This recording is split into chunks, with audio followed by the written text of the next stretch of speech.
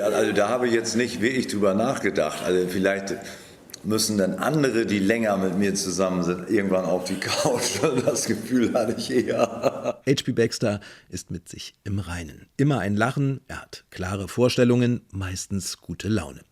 Weißblonde Techno-Pop-Ikone, seit fast 30 Jahren als Gesicht und Stimme von Scooter unterwegs und bei sich zu Hause dann so etwas wie der kleine Lord mit allem Drum und Dran und sogar einem Löwenfell im Wohnzimmer. Das habe ich natürlich schon oft gehört, aber das ist wirklich dieses Gegensätzliche. Einerseits so dieses Landlord-Leben, also das ist auch ein bisschen so eine Inszenierung mit den Hunden, dann mit den Autos und da so zu leben, das finde ich toll.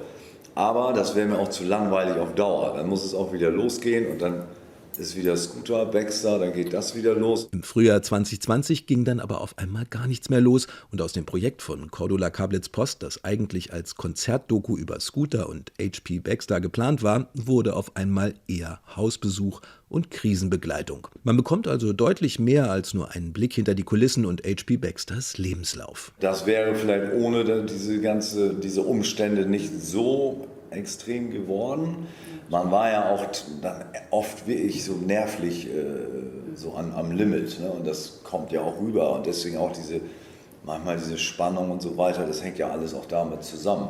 Aber ich denke mal so für den Film, sagte ja Cordula auch, ist das gar nicht so schlecht. Krise ist Gold wert, wenn man etwas erzählen will. Denn ansonsten hätte sich der Film vielleicht noch etwas mehr als nötig auf das verlassen müssen, was einem bei der Erfolgsgeschichte von Scooter sofort in den Sinn kommt. Auf der einen Seite Begeisterung, auf der anderen Seite Spott. Am Anfang hat mich das oft ein bisschen gewurmt, wenn Scooter so als Projekt bezeichnet wurden.